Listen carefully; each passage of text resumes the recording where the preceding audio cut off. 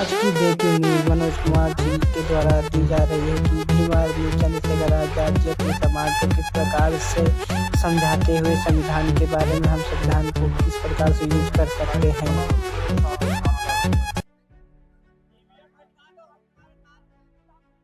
EVM का भी इलाज कर देंगे, तुम अपनी ताकत को पहचानो। सुनो, आज समाज पार्टी भीम आर्मी आंदोलन करेगी तो प्रधानमंत्री जी को पता होगा। एनआरसी का आंदोलन किया था ना, तो प्रधानमंत्री ने अगले दिन स्पीच दी थी कि भाई कुछ हमारे दलित नेता भी गुमराह हो गए। गुमराह में वकील है। हम जानते हैं प्रधानमंत्री जी क्या पढ़ाते हैं, हम जानते हैं।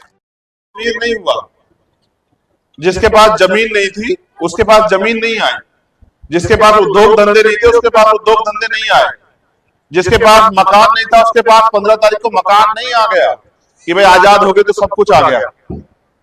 इस देश में जो व्यवस्था थी, व्यवस्था के आधार पे जो कमजोर वर्ग के लोग हैं, जातियों के आधार पर बटे हुए जो लोग हैं, दलित वर्ग के लोग, पिछड़े वर्ग के लोग, आदिवासी लोग, अन्य धार्मिक अल्पसंख्यक लोग, जिनके पास आजादी से पहले पाबंदियां थी कि वो मकान नहीं बना सकते, वो रोजगार नहीं कर सकते, वो धार्मिक उत्सव में भाग नहीं ले सकते, वो सुख सुविधाओं का जीवन नहीं ले सकते, उन लोगों को सुख सुविधाओं का जीवन।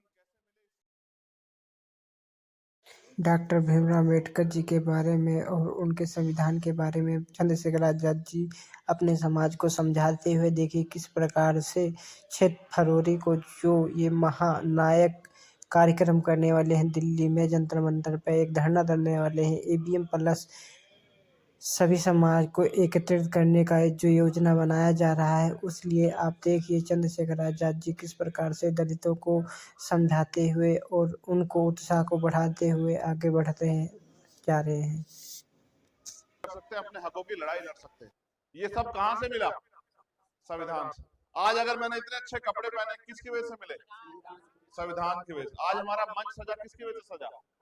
आज अगर हम माइक पे बात रख पा रहे हैं किसकी वजह से? हमारी सुरक्षा के लिए पुलिस के लोग खड़े हैं, इनका धन्यवाद। किस वजह से? संविधान की वजह। ये सब कुछ कैसे मिला? अगर गांव में हमारी बहन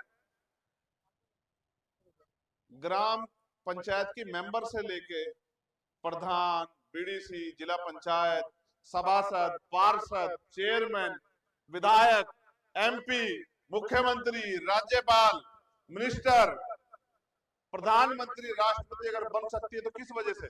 बताऊंगा किस तरह लड़ा जाता है। देखो, उनके पास माफिया है, उनके पास मीडिया है, उनके पास धन है, उनके पास साधन है, उनके पास सरकार है। मेरे पास आपके अलावा है क्या? ये भी बताओ भाई। माफिया क्यों है? क्यों मेरे ऊपर गोली चली? क्यों मुझे 4 गोली मारेंगे? आप बताओ। क्या मैंने किसी का नुकसान किया है? अपने लोगों की आवाज उठाना गलत है क्या? दलित पिछड़ों की आवाज उठाना गलत है क्या? पहलवान बेटियों के सम्मान की लड़ाई लड़ना गलत है क्या? अगर ये गलत है तो फिर तो मैं इसको करूंगा, लेकिन आप कब तक इंतजार कर रहे हो? वो गोली पिछली बार बच गई थी, आप इंतजार करोगे गोली बीच को निकल जाए? मैं गोली से नहीं डरता, मैं तो आपकी बेवकूफी से डर रहा हूँ। कब तक आप ऐसे लोगों पे भरोसा करोगे जो आते हैं चुनाव के बीच और आपको ठग के चले जाते हैं?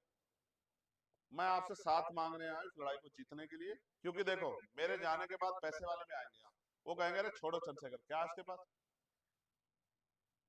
पैसे लो और हमारे साथ चलो। ये पैसे पैसे नहीं है, ये आपके महापुरुषों का जो अधिकार आपको दिया गया उनके द्वारा कुर्बानी देके उसको खरीदने का इंतजाम। कब तक बिकते रहोगे? बिकने वालों को क्या कहते हैं बताओ? तो फिर स्वाभिमान कैसे?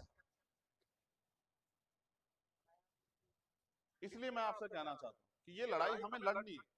और मैं अपनी माँ बहनों को भी कहना चाहता हूँ, कब तक इस गरीबी बेबसी की जिंदगी में जीती रहोगी? क्यों इसका इंतजाम नहीं करते कि आपकी लड़ाई लड़ने वाला कोई खड़ा हो जाए?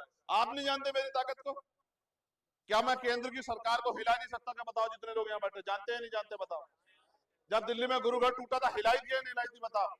और नहीं डरता मैं, जेल मुकदमों से नहीं डरता। 2 साल 3 साल हो गए मेरा पासपोर्ट पड़ा हुआ है, सरकार ने पाबंदी लगाई। मुझे हार्वर्ड यूनिवर्सिटी से बुलाया गया कि आप आके यहाँ स्पीच करो, जाने नहीं दिया। मुझे यूएन में बुलाया गया, जाने नहीं दिया। मुझे टाइम मैगजीन वालों ने बुलाया, जाने नहीं दिया। मैं क्या करूंगा वहां जाके? असल समस्या तो यहाँ, मैंने वो जीवन भी इसलिए छोड़ा कि ये लड़ाई लड़नी। आज का नेता तो भाई एक मुकदमा लगता है नेताजी भाजपा में भाग जाते हैं। क्यों लड़ रहे हैं उनके खिलाफ पता है?